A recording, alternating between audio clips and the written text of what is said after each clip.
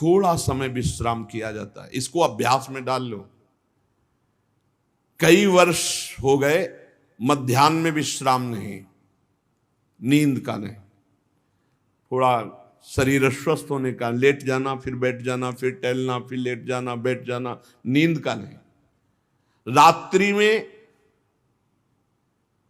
4 घंटे इसको लेटने के लिए देते हैं बस, बीमार स्थिति में। शायद बीमारी ना होती तो पद्मासन ही में इसको हम विश्राम देते, पर अब पद्मासन लगा नहीं सकते। शरीर सुख आराम त्याग किए बिना भगवत मार्ग में कोई भी विजितात्मा नहीं हो सकता। रगड़ो, इस शरीर को रगड़ो। हाथ में माला है या काउंटर है, टहल रहे हैं, जब नींद आ रही टहल रहे हैं, सिर्फ 4-5 घंटे शयन के लिए दीजिए। क्या कर पाओगे आगे? यही अवस्थाएं हैं, नवयुवक अवस्था। इसी पर विजय प्राप्त करो, नींद आदि पर, भोजन पर, नींद पर। जानबूझकर 1-2 दिन भोजन छोड़कर भजन पड़े नहीं रहना। कोई जान न पावे कि आप भोजन नहीं किए। पूरी दिनचर्या ज्यों की त्यों होनी चाहिए। जिद्दी स्वभाव, परमार्थ के पथिक का जिद्दी स्वभाव, आराम त्यागी स्वभाव। और शरीर को जैसा बना लो प्रभु वैसे ही है, इसमें जड़ है, कोई अंतर नहीं पड़ता है। रात में सो, दिन में 4 घंटा सोने का अभ्यास बना लो, दिन में सोते रहो।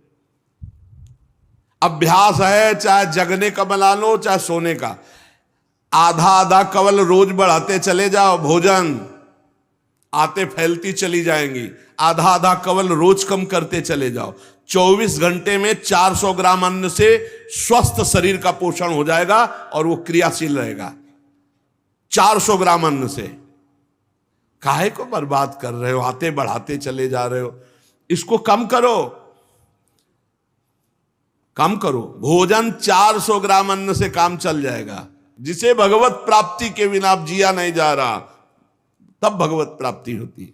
ये शरीर सुख आराम के त्यागने की, हमें बहुत समय बर्बाद मत करो, समय बर्बाद मत। भोजन कर रहे हो, नाम जब चल रहा है, अंदर पद चल रहा है। कोई भी भोग तुम्हें नहीं फंसा सकता यदि भगवान नाम चल रहा है। समझ ही नहीं रहे। भगवान नाम नहीं जप करना, बस मन मानी आचरण करना है। बड़ी भारी आवश्यकता है शरीर सुख आराम के मिटाने की साधक को। जीवन भर इसी में लगे रहे, जीवन भर। जब से इस मार्ग में चले तो इसी पर है। नींद और भूख, 2 पर भारी प्रहार रहा है, नींद और भूख। वो भगवान की कृपा से ऐसा, अब तो बहुत भारी रोग से ग्रसित है। लेकिन पीछे मुरारी शरण आए और कहा अल्ट्रासाउंड कराने चलना है, डॉक्टर ने बोला है, तो आज कुछ खाना नहीं। हम कहा आज की बात कर रहे हो? 3-4 दिन से कुछ नहीं गया। जब डॉक्टर वहां देखा तो बोला बाबा पानी पे रहते हो क्या? जो वैसे किया, जानबूझ करके मधुकरी नहीं जाना, 3-4 दिन नहीं पाना। अब देखते हैं भजन कैसे होता है। और यह अभ्यास बचपन से, भूखे रह करके, सर्दी में, गर्मी में, बीमारी में, हर स्थिति में भजन नहीं छूटना, दिनचर्या नहीं छूटने। शयन में जो तुम्हें सुख मिलता है वो तमोगुणी नींद का है। जागृत होकर भजन में अगर समय व्यतीत कर दो, हाँ, जीवन आनंद में। शरीर सुख आराम को नष्ट करने की जरूरत है साधक को। दिन में सोना बंद करो। जो रात्रि में जगते हैं वो सो सकते हैं आधा टाइम। आधा टाइम सोने का टाइम 4 घंटे, तो 2 घंटे विश्राम कर लो। और रात्रि में ऐसी सेवाएं करो कि 1-2 घंटा उसमें विश्राम कर लो। 4 घंटे से काम। और जो रात्रि में चैन से सोते हैं, दिन में मत सो। दिन में टहलो, माला लो और अपने ही कमरे में टहलो, बंद करके कमरा, अपने ही अंदर टहलो। खूब नाम जप करो, मंत्र जप करो। देखो कैसा आनंद आता है कि अरे तेरा समय जा रहा है, पता नहीं आगे कौन सा रोग आ जाएगा, कौन सी घटना घट जाएगी। तू भजन करने लायक रहे या ना रहे, आज भजन कर लेगा तो कल, बता रहे हैं ना, हर समय मन उत्साहित रहता है। तभी हम कह रहे हैं कि भजन करोगे तो मरते दम तक तुम्हारा उत्साह नष्ट नहीं होगा। उत्साह संपन्न, कितना आनंद रहता है। मन से भगवत आराधना शुरू हो जाती है, मन से पाठ शुरू हो जाता है, मन से परिक्रमा शुरू हो जाती है। हमें लगना है। आराम शब्द जीवन में नहीं। सीधी बात समझो, जब तक भगवत प्राप्ति नहीं तब तक आराम नहीं। राम काज कीन्हे बिनु मोहि कहां विश्राम। बिल्कुल जिद्दी स्वभाव बनाना पड़ेगा। शरीर आलस्य, प्रमाद, भोग, नाना प्रकार की खान पान सामग्री, तो भगवान कहते फिर मेरी प्राप्ति के लिए विजितात्मा बनो।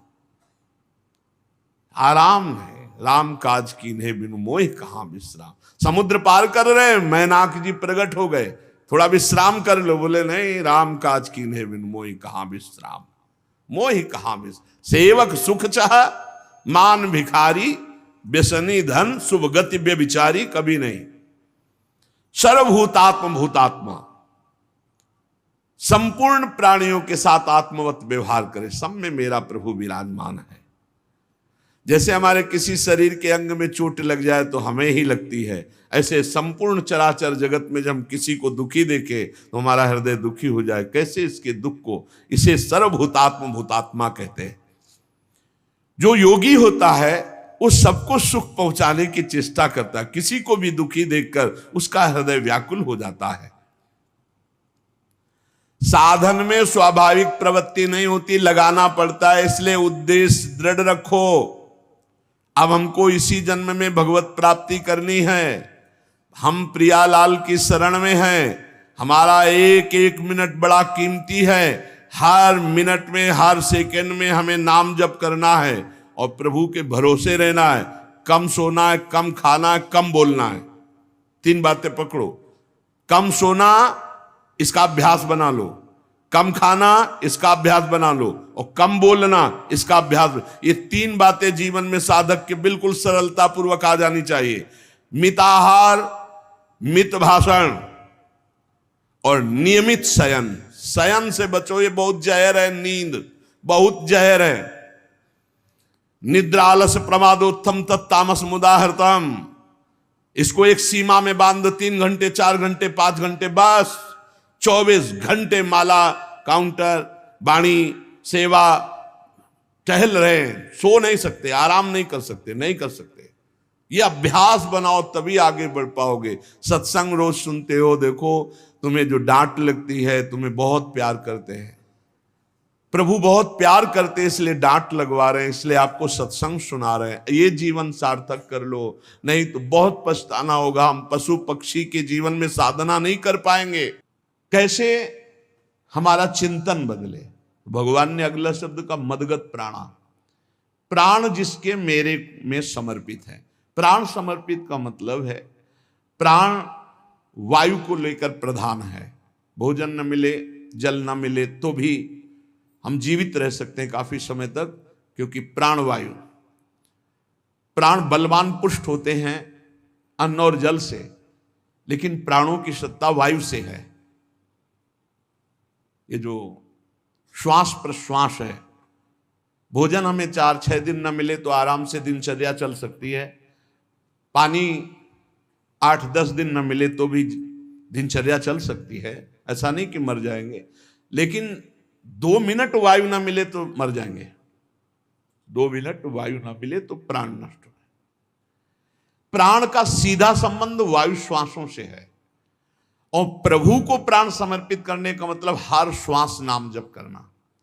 मदगत प्राणा, हम पानी भी पिएंगे, भोजन भी पाएंगे तो प्रभु को समर्पित करके और हर श्वास नाम जप करेंगे तो ये मदगत प्राणा होगा। मदचित्ता, निरंतर चिंतन करने के लिए हमें प्राणों को समर्पित करना होगा। हमारे प्राण समर्पित हैं, हम प्रसाद के द्वारा प्राणों का पोषण करेंगे और हर श्वास प्रश्वास में नाम जप। श्वास ऊपर गई तो नाम जप, श्वास नीचे गई तो नाम जप। बोधयंता परस्परम, यदि हम किसी से बात करेंगे तो अपने प्रभु की चर्चा करेंगे। उसी प्रभु की चर्चा का कथन, कथयंतश्च माम नित्यम, केवल भगवत चर्चा करेंगे। केवल कभी कभी अर्पित है, हम प्रसाद के द्वारा प्राणों का पोषण करेंगे और हर श्वास प्रश्वास में नाम जप। श्वास ऊपर गई तो नाम जप, श्वास नीचे गई तो नाम जप। बोधयंता परस्परम, यदि हम किसी से बात करेंगे तो अपने प्रभु की चर्चा करेंगे। उसी प्रभु की चर्चा का कथन, कथयंतश्च माम नित्यम, केवल भगवत चर्चा करेंगे। केवल कभी कभी